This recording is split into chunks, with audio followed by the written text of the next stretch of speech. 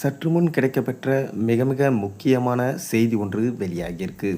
வசமாக சிக்கிய ஸ்டாலின். பரபரப்பு.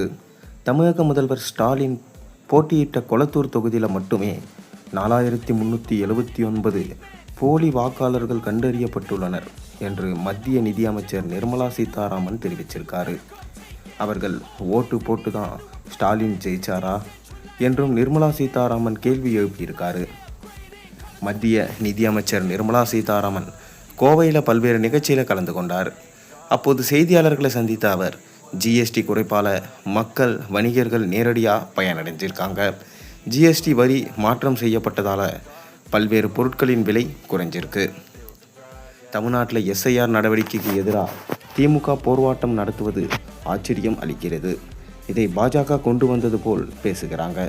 1952ஆம் ஆண்டில் தொடங்கி 2005ஆம் ஆண்டு வரை 13 முறை எஸ்ஐஆர் நடைபெற்றிருக்கு. இது மக்களின் வாக்குரிமையை பறிக்கும் செயல் என்று முதல்வர் ஸ்டாலின் கூறியிருக்காரு. என்ன சொல்கிறோம் என்று புரியாமல் பேசுகிறாரு துணை முதல்வர் உதயநிதி. எஸ்ஐஆர் என்றால் என்ன என தெரியாமல் ரிவிஷன் என்பதை ரெஸ்ட்ரிக்ஷன் என சொல்கிறார். ஒவ்வொரு தேர்தலுக்கும் முன்பாகவும் இதை தேர்தல் ஆணையம் நடத்த வேண்டிய கட்டாயத்தில் உள்ளது. இது நம் அரசியலமைப்பில் சொல்லப்பட்டுள்ளது. திமுக இதற்கு முன்பு ஆட்சியில் இருந்தபோது இதை ஏன் எதிர்க்கவில்லை? ஸ்டாலினின் கொளத்தூர் தொகுதியில் மட்டுமே 4379 போலி வாக்காளர்கள் கண்டறியப்பட்டிருக்காங்க. ஒரே பெயரில் 3 வாக்காளர் அடையாள அட்டை வச்சுருக்காங்க. 933 வாக்காளர்கள் போலி முகவரியில் இருக்காங்க. இதையெல்லாம் வைத்து தான் நீங்கள் வெற்றி பெற்றீர்களா? திமுக தங்கள் ஆட்சியின் தவறுகளை மறைப்பதற்காக இந்த போராட்டத்தில் ஈடுபட்டுள்ளது.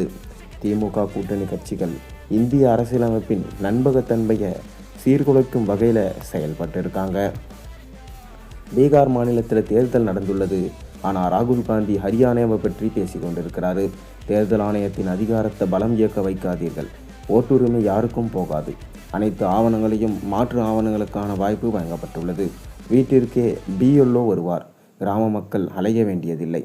பீகாரில் 22 லட்சம் வாக்காளர்கள் இறந்தவர்கள். இருப்பினும் வாக்காளர் பட்டியலில் இடம்பெற்றுள்ளனர். 7 லட்சம் வாக்காளர்கள் ஒரு இடத்தில் மட்டுமின்றி மேலும் வேறு இடத்திலும் பெயர் பதிவு செஞ்சுருக்காங்க. 35 லட்சம் பேர் நிரந்தரமாக பீகாரை விட்டு வெளியேறிவிட்டோம் என சொல்லியிருக்காங்க. பீகாரில் மட்டும் 64 லட்சம் பேரின் பெயர் வாக்காளர் பட்டியலில் இருக்கக்கூடாது. அதற்கு தான் தேர்தல் ஆணையம் நடவடிக்கை மேற்கொண்டுள்ளது என சொல்லியிருந்தார். இதனால் ஸ்டாலினுக்கு மாபெரும் சிக்கல் ஏற்பட்டிருக்கு. இந்த முறை சட்டசபை தேர்தல் என்பது அவ்வளவு எளிதாக இருக்க போவதில்லை.